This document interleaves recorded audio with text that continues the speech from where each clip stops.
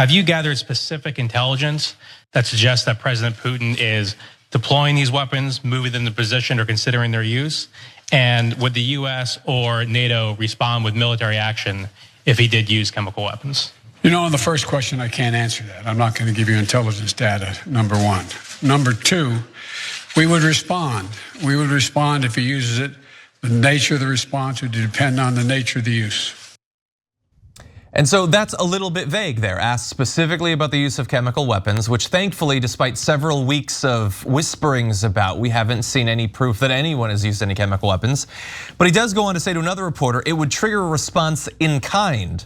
Whether or not you're asking whether NATO would cross, we'd make that decision at the time. So it's a bit jumbled in terms of what he's saying.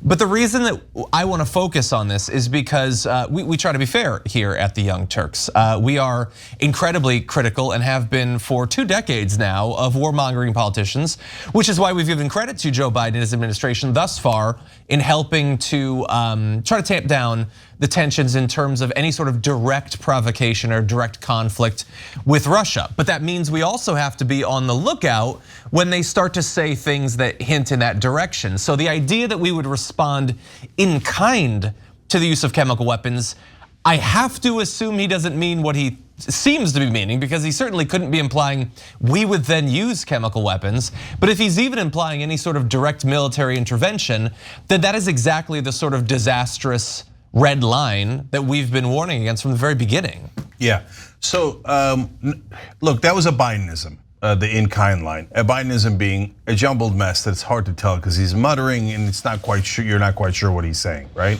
So there's 2 possibilities. One is beyond disastrous and the other one is just awful, okay? So beyond disastrous is in kind, they use chemical weapons, we use chemical weapons. He can't possibly mean that, that's nuts, right? So I'm gonna eliminate that as a possibility because I don't think he's lost his mind, because as John pointed out, look, we've criticized him 2,000 times. I think his domestic policy is a disaster, but so far he's handled this in a way that is borderline excellent, finding a balance between crippling economic sanctions while not engaging militarily, right? So he can't possibly mean that we would respond with chemical or biological weapons. Okay, now, if he does, by the way, then overwhelming criticism, it's abhorrent and unacceptable. But the second option is not a very good one, where he seemed to be indicating military engagement. Military engagement of any sort is a massive problem that risks war with Russia. And look, Russia is now apparently losing to the Ukrainian army. So that doesn't mean it would be easy for us, but all that is irrelevant. The only thing that matters is the nukes when it comes to the stability and honestly the lives of everyone on the planet. So we cannot engage militarily. So I hope he walks that back. That's a very bad idea. I know he's trying to deter them from using chemical weapons, and I appreciate that. But on the other hand, any talk of red line when you're talking about Russia or nuclear power is insanity. It's driven by neoconservatives like Lindsey Graham, who can't wait to mine the meteor. And just before we all die of World War III, he made a couple more bucks from his defense contractor donors, right? So hell no on any red line. There's no red line here. That talk is insane, Maz. You know, it's such a frustrating situation. First of all, I have a hard time believing out of 7 billion people in the world, the one guy we get to lead this country is this Putin. I'm talking about Putin. Is this crazy POS? There's 7 billion people out there. There could have been one guy who might have had some level of critical thinking and might have thought, okay, let me really think this thing out. But this guy's ego, like he is Trump on steroids in many ways. His ego is such an ego, and we're stuck in this situation. As you said, it's such a tough situation. Because I've talked to people who are analysts, and they've said, look, if you don't do something now, if you don't protect the skies now, if you don't get involved now, you're going to be having the same conversation in a month, 2 months, 3 months as he gets further and further, and who knows what he's going to do next. What's frustrating to me is this is Rocky 4. I thought Rocky 4 was over. I thought we're already in Rocky 8. The whole Ivan Drago, I will break you. We are there now, and we don't know what to do. And we need this moment of like, we need Gorbachev, we need somebody. I don't know what's gonna happen because as you said, Cenk, I'm totally opposed to war, but I don't know what we do. What if they do use chemical weapons? The problem has been in the past, we've appeased this guy, this nut job, over and over and over again.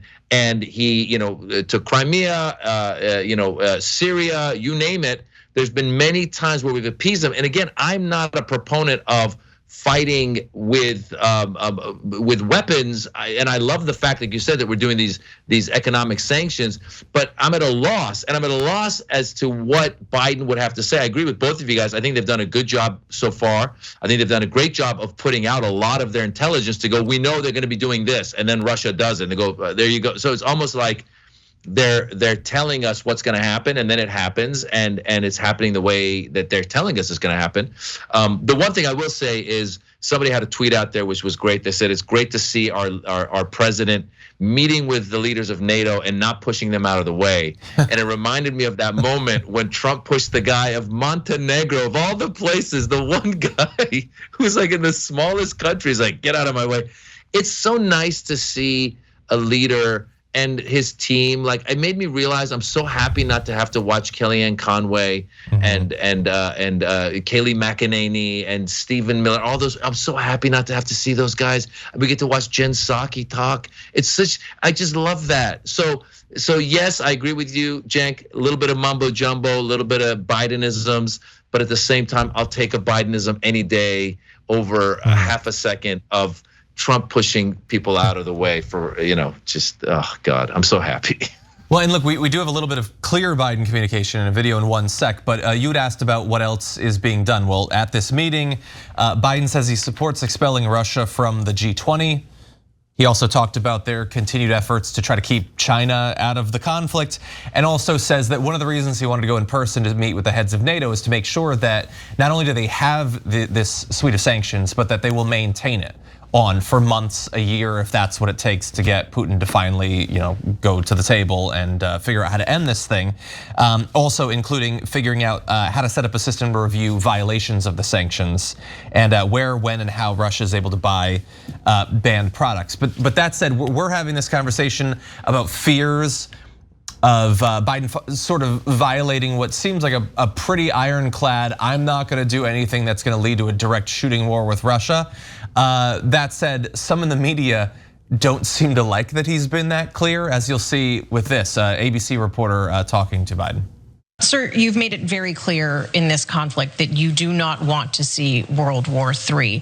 But is it possible that in expressing that so early that you were too quick to rule out direct military intervention in this war? Could Putin have been emboldened knowing that you are not going to get involved directly in this conflict? No and no. Well, that was good. That was clear, at least. No and no. But I love you say that you don't want World War III, but that's no, but it's World War III.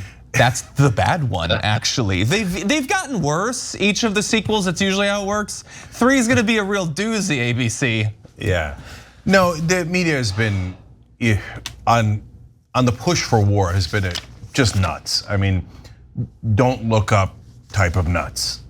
So what kind of question? I mean, John's exactly right. There is no sentence that ends rationally that starts with, you say you're against World War III, but. No, there's no but. No, I mean, you say you're against all of us dying, but on the other hand, we could mine the meteor and make $4 trillion before we all die. War is really good for ratings on television. Did you know that, President Biden, right? No, you lunatics. No, we cannot have war with Russia. And right now they appear to be losing. I mean, Putin is going out there to are the economic sanctions working? Is Biden's plan working? Guys, when Biden's plan is not working, like voting rights, $15 minimum wage, you turn into here and we tell you, it is not working. Okay, everybody telling you that it's working is lying, right? In this case, it's definitely working. Putin's speeches have devolved to, okay, maybe both our legs are broken, but I think we could still wheel around here, right? Like when he talks about the Russian economy, he's like almost crying. He's like, I know, we're completely devastated. No one has food, we're all destroyed. But hang in there, guys, hang in there, okay? So it's getting worse and worse. The sanctions are definitely working. He doesn't care about the average Russian at all, but he cares about the average Russian oligarch and their hurt dog, Don't ask them if they're all right. And to that point, our one defense against chemical, biological, and maybe tactical nukes that Russia might use is that if they go that far, it is then possible that they would also lose China, and China would come to our side, and that Europe would then say, I don't care if gas is 50 cents more or $5 more. They just nuked a part of Europe. We're cutting off their oil as well, in which case Russia would have no money left. And at that point, it's a matter of time before someone makes a move or 12 moves against Putin internally, because you cannot cost people that much money without some sort of consequences internally. You know, it's funny. It's almost like they're losing their sponsors. It's kind of like capitalism has won. Capitalism has won when you can unsponsor the country. So like I can imagine Putin doing a speech and going like, this speech brought to you by Coca-Cola, and then someone moves the Coca-Cola, they go, no, oh, Kremlin Cola, try Kremlin Cola. It's like Coca-Cola, but it's from Kremlin. And this brought to you by McDonald's, McYuri's. Okay, fine, McYuri's. But my point is, these companies are pulling out. First of all, when Coca-Cola and McDonald's pulled out, my first thought was, wait a minute, we're trying to punish them. We just made them healthier. We pulled out we should be pushing more like American junk food. We should be Doritos should be like stepping up their game. But here's what's interesting, because you were talking about, Cenk, like what's it gonna take for other countries and other places to really, really sanction them completely? Because there's companies that haven't pulled out. Like I read somewhere, and I don't know if this has happened since, but I read somewhere that Burger King franchises weren't pulling out. The Koch brothers, I read, weren't pulling out their companies. I mean, how evil do you have to be where you're like, nah, we're good. We'll keep sponsoring the war. We're the Koch brothers. So it would be great if in a world where we really could just all like just turn a switch and it's just full on sanction to the point where there's no denial. Because I keep hearing these reports of when are the Russian people going to start to see what's really happening and turn against him. And I think as body bags start coming home, as the sanctions start taking effect, we really hopefully can avoid having to escalate this war. I mean, that's the hope, that's the hope. I mean, they just found his ship. I guess there's a ship off of Italy. They're trying to figure out if it's Putin's. It's worth $750 million. And they said they started looking at the list of the people who work on it, because it's never registered to him. Like any other criminal, he never registers anything in his own name. It's always in other people's names. And they were like looking at the names of the people, and it's like everyone working on the cure on the boat is Russian. And I was waiting for them to be like, it was like, Putin Jr. or whatever. But it's clearly his boat. So like, how many boats do we have to take away for this guy to really stop doing what he's doing? I don't know. And I really do hope that it doesn't have to lead to us having to escalate this war into, as you said, World War III. Yeah, two quick points off of what Ma said. One, who's that evil? Charles Koch. That's your direct answer. Koch Industries, we did a story about it earlier, very clearly saying they will not pull out of Russia because they think it's helpful to stay in Russia to put pressure on internally. Oh, shut up, you monsters, okay? There's not a dime that Charles Koch will turn away. It doesn't matter if the entire planet is in danger. I mean, he puts the entire planet in danger through his fossil fuel investments, and it's a huge part of his company anyway. He's like, I'm in the planet killing business, so this is no skin off his ass. I mean, he's like 120 years old anyway. And so yes, there are monsters like that amongst our population. But Maz's point about capitalism is a very important one. Funny enough, BlackRock's CEO said this might signal the end of globalization. If you don't know BlackRock, it's one of the largest it's one of the largest financial institutions in the country. In other words, the bankers, okay?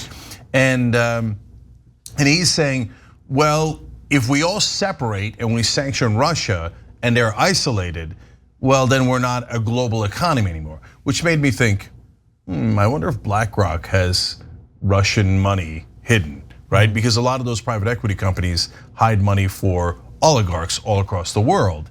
Okay, but anyway, putting that aside, that's just speculation. I think he's exactly wrong and that Maz is right. So Maz, I think you're smarter than the top banker in the world, okay? Because thank you. Because I think that when you cut off Russia from the rest of global capitalism, they're hurt. They're hurt so bad, they're now partly retreating away from Kyiv. That's partly a military issue, but partly they've run out of funds, they've run out of supplies. Their troops are beginning to starve. Their internal population is in a disastrous shape. If you get cut off from the rest of the world financially, that is potentially a massive deterrence going forward. We are not just deterred by nukes anymore, but we're deterred by the world uniting on financial sanctions. That might not be such a bad thing. Weapons of economic mass destruction. The only thing, of course, you'd have to add to that is, especially in countries that don't have a functioning democracy and haven't for decades, there has to be considerations for, well, what if they just don't back off and the devastation is being felt, but it's mainly being felt by regular people because Putin can fall back on the hundreds of billions of dollars he's stolen from Russia. John, I just got to address that real quick. We've talked about it before. Sanctions with a dictator never work. He just, like Kim Jong-un, you could sanction him till the cows come home. He murders his own civilians on the regular. That doesn't affect him 1%. But when you have a country that has a more diversified and larger elite base, like South Africa and Russia, sanctions do work because the rest of the elites say, I'm tired of losing money.